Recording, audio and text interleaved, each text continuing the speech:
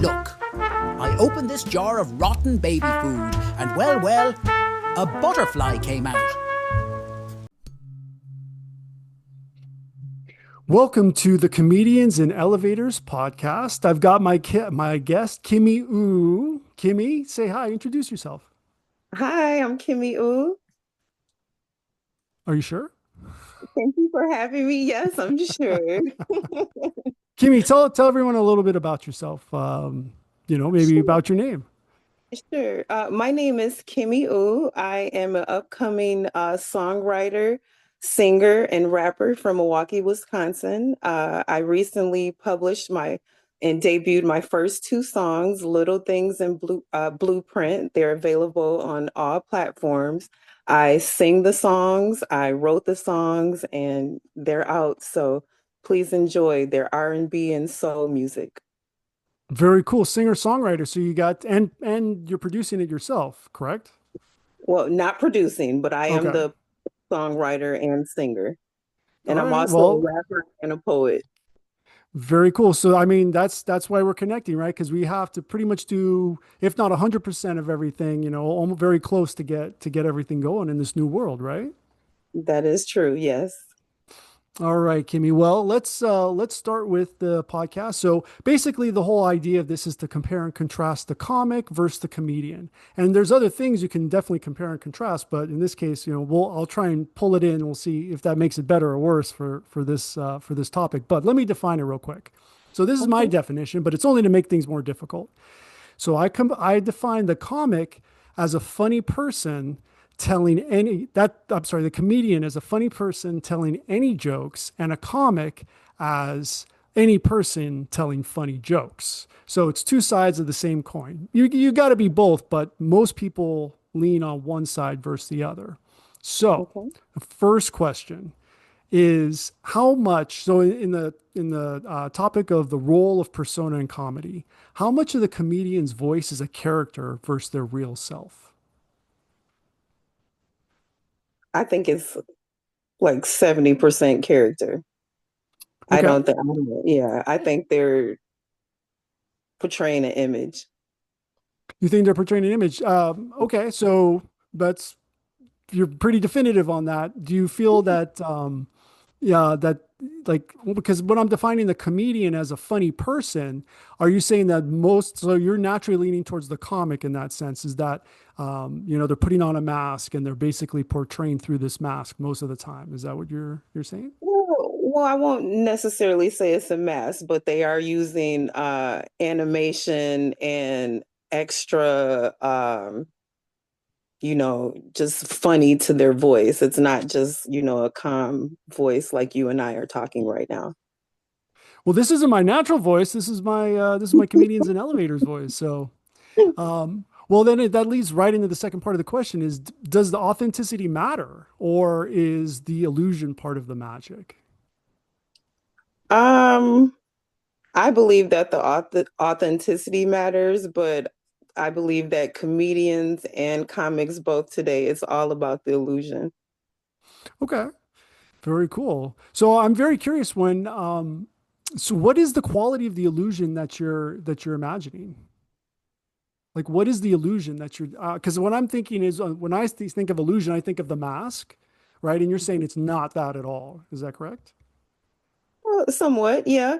Well, it's an illusion to the point where they're trying to tell a story. So they're telling a joke Mhm. and they're expressing it in a way where you can imagine it. So if you can picture yourself in that situation and see that happening, then that's where the authenticity of it comes. But the way they're expressing it, they could be adding more stuff on it than actually really happened in the experience. I would go with that 100%. Basically, from my experience, that's the best way to start with something that's true, and you exaggerate and elaborate because Mhm. usually that true story isn't very funny. It's Right. authentic, but the comedy isn't there. Yeah. So is that the magic that you're referring to, or is that the Yeah. illusion? It's both. It's a little bit of both. Awesome, awesome. Well, I'm with you on that one, 100%. All right. Next question. Punching up versus punching down. Where do comics versus comedians stand on this? Mm, Do you think there's a difference? Do they have a different perspective? I think they the perspective is pretty much the same, but it depends on how far they are in the game. Like if Okay. they're a new comic, they're looking for more of the um punch up to get the audience engagement. And I think like comedians that have been in the game for a while, um, they don't really care about saying something totally offensive. So, for example, if you're a new comedian just starting out, basically referring to yourself as new, you don't really know what you're talking Mhm. about. So, you're basically always punching up. Is that kind of what you're Mhm. saying? Yes. Yeah. I would agree. I could see, actually, I do see a lot of new comedians not doing that. They're like, I've been doing this forever. I'm the best. And you're like, dude, you're not. But I understand where you're coming from. Right. So, yeah. All right. So, would you say that the audience agreement with the comedian is a form of permission or alignment? Permission. Permission. Okay. Yeah. So it's Yeah. like, is that so? Well, it's permission if they're punching down and alignment if they're punching up. Would you agree with that? Yes, I would. Yes. Right? Because, yeah. All right. That's pretty much, yeah. I think there's no controversy yet here. We got to find some Not controversy. yet. Oh, we're All gonna right. find some. It's coming. Okay. Okay. All right. Cultural translation of comedy. How do jokes that work in one country or region bomb in another? Oh, well, it definitely like a lot of comedians talk about race and politics and what might fly here in the US might not fly somewhere, so to speak, like Pakistan. So I still think even though you have to be PC, you really can't be PC, but you have to be a little politically correct so that you don't offend too many people. But yeah, it's definitely you have to be mindful. I'm going to second that note because I do contact people, and a lot of them are from countries that may not be supportive of free speech Mhm. completely, Mhm. and I can see that just through text messaging that may be the case. So it's a hard thing to do, right? Because you're also trying to push the envelope. So where's Right. that sweet spot, right? So would you Right. say that our comics are more universal, while comedians are more culturally specific? I think comedians are more culturally specific because they've been around many different cultures and they've traveled all over and they've gotten the feel of many different cultures. So I think comedians have more of an advantage than a comic would. Okay. All right. I'm with you on that one. All right. Or I'm sorry, next one. Crowd work versus crafted work. So I would say that the comic who's just telling jokes, any joke that anyone can tell, is riffing, where basically they're continuing with the same theme, where comedians perform, where they have constructed, their work. So where's the sweet spot between crafted work and crafted work? Mm, the sweet spot is, wow, that's a tough one a little bit. Will you repeat that one for me?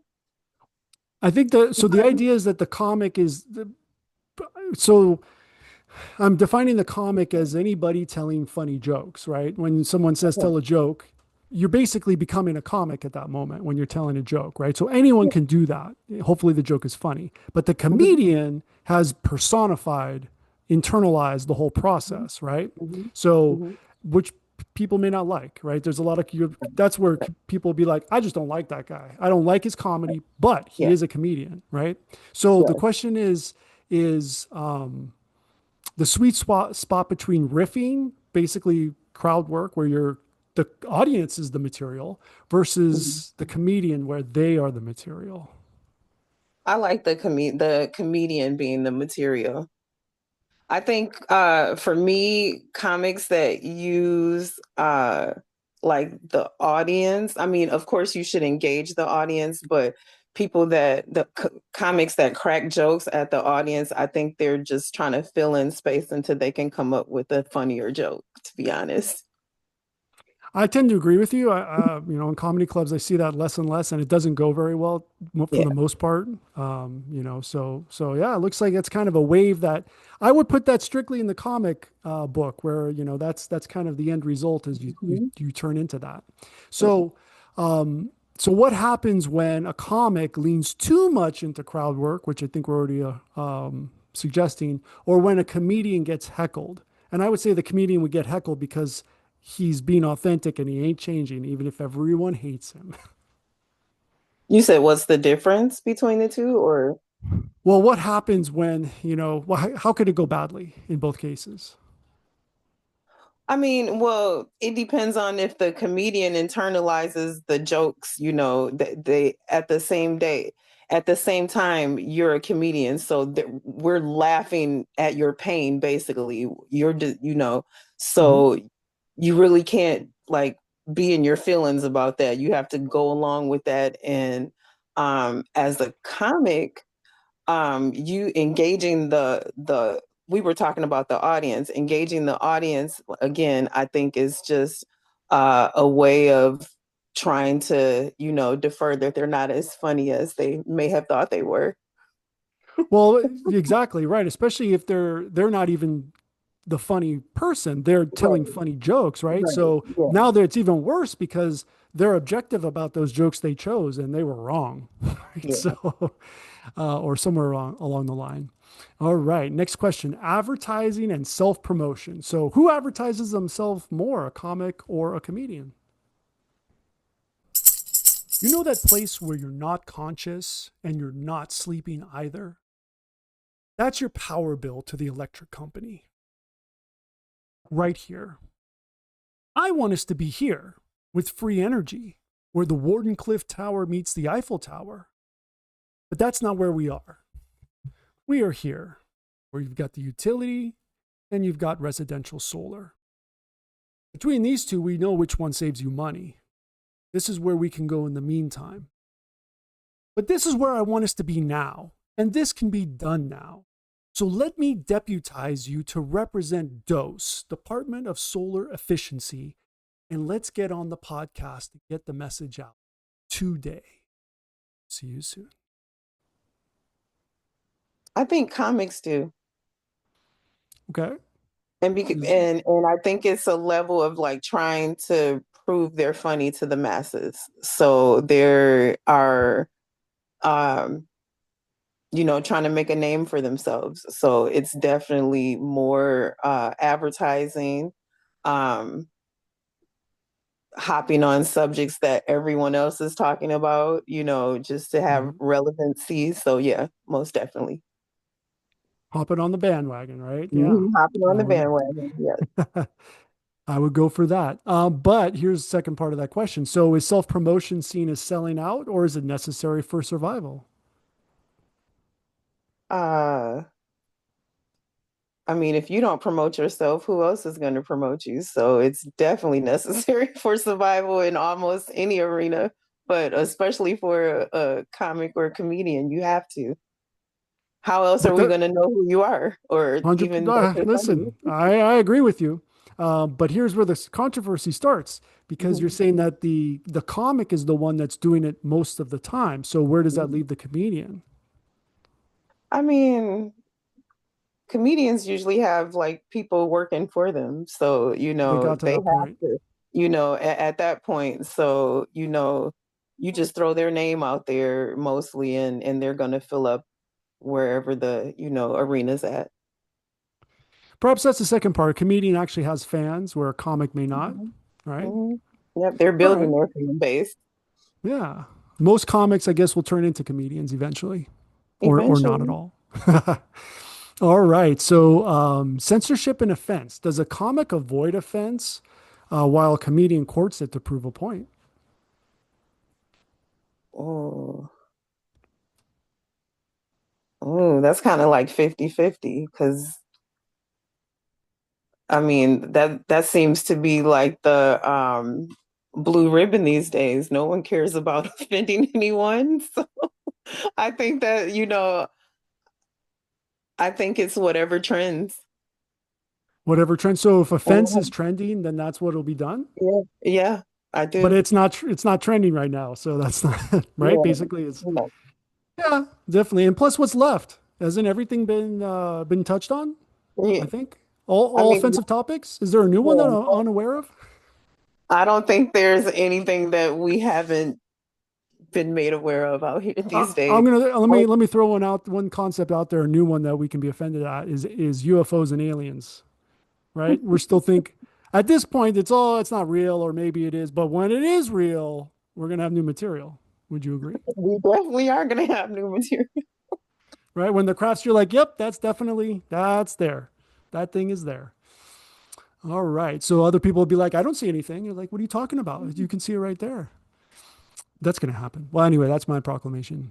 All right. So who survives better in cancel culture, the comic or comedian?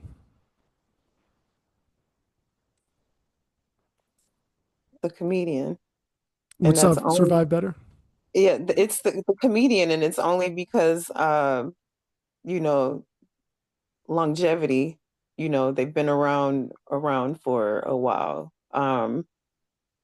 Most comics, not saying that they're not funny and they're not getting themselves out there, but if you're not a household name You can't as be far as canceled. like, yeah, you're getting They- canceled.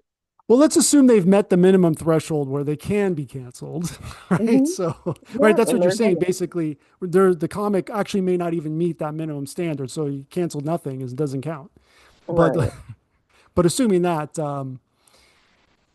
I guess it would there be a difference? I mean, there's potentially not, but you're saying the comedian would still survive better even if they both are cancelable. I mean, they're both, cancelable, but a comedian's gonna survive because they're funny and they can also turn it serious. And people always want to hear a funny and a comeback story. So I think they would Backstory, have very good. I think they would have a higher, probability of being likable again or I lovable like. again, rather. Let me throw an idea at you with this one. What about a comic that has been started by doing controversial material, which no one Mhm. really paid attention to? Then they became a comedian, more about themselves and actually less about the controversial material. But the material comes back to haunt them. But that's not what they're currently doing. So how would they do? Would they be survive? How would they survive in that scenario? I mean, in that type of scenario, people evolve, and you're whenever you're going up the ladder of success, there is always going to be the negativity and the backlash. And you just have to figure out a way to turn that noise off and just continue to bet on yourself and your craft. And, you know, you want to support your fans, but at the same time, you don't support negativity. And you just have to really make sure that the positivity outweighs the negativity in those types of situations. 100%. That's pretty much. I would agree. I would agree. All right, timing and delivery. Is Mhm. it a science or art? So do comics rely more on structure and comedians more on rhythm and emotion? Mm, I think there's a rhythm. So, like, if you come out with your first for a comic and they hop up on the stage and they come out and they do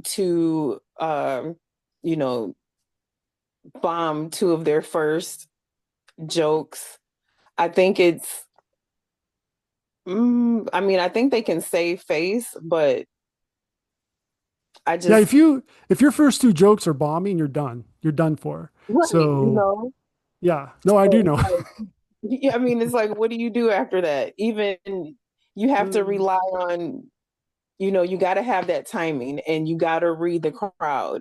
You mean, Right. even, no matter where you're at, you have to read the crowd and timing does, affect it, but if your jokes are just are boring, they're just boring. It doesn't matter if you're, slapstick or not. Okay, so would you say it's a science or an art? Mm, it's Because an if the art. joke is, it's an art, but if the joke is boring right off the bat, which is sounds quite horrible, Yeah. would that be a failure of the art or the science? It's a failure of it's a failure of the science, but the art in your delivery, because Right. you and I could both say a joke and your timing could be right, but my delivery and punch better. So it's just, Yeah, 100%. Absolutely. A lot of jokes, you try and write down, you see someone do something or someone else, you write it down and it's four words. And you're like, right. how am I going to, how do you know what that is when there's only four words and and somehow it was hilarious. So I'm with you on that one.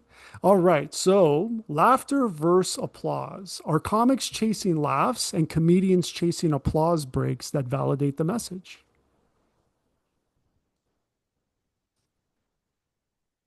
Yes. Yes, they are. Um, Everybody wants to laugh. So you want to Mhm. start them off laughing and keep them laughing, but you also want that stand up, applause at the end of your set too. So Right. I think that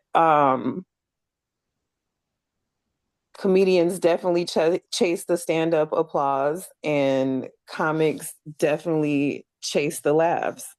Okay. And I think you should always chase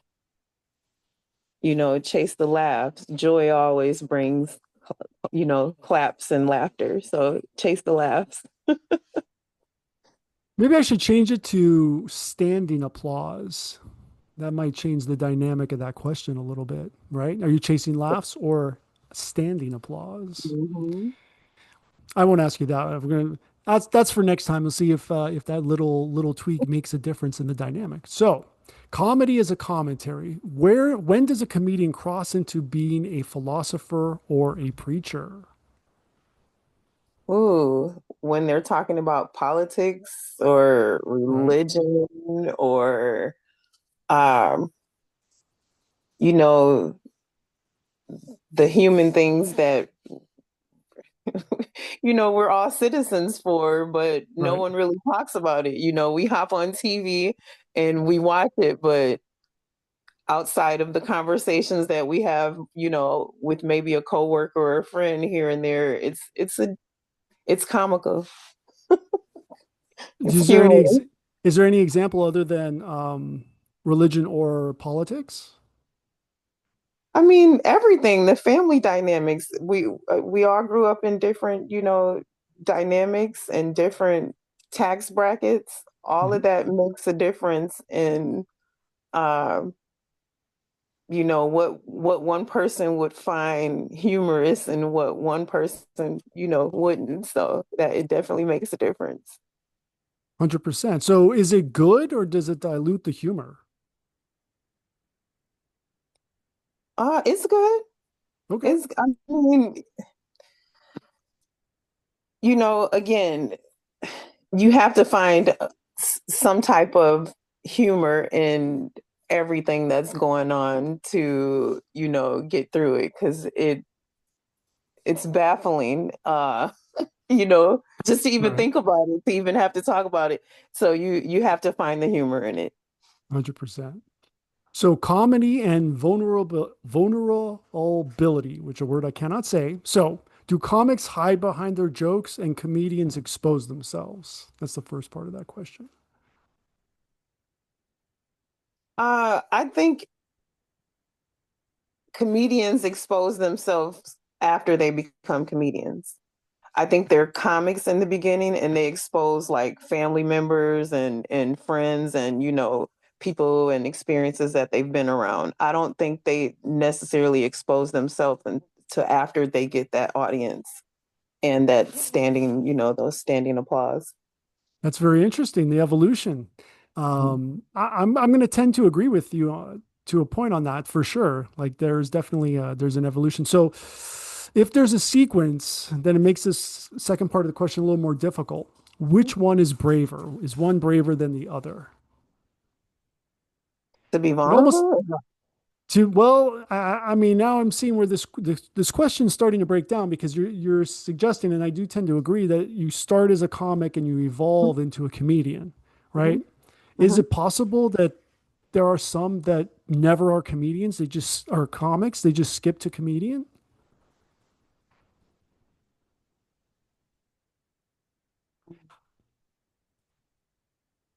Well, I'm possibly.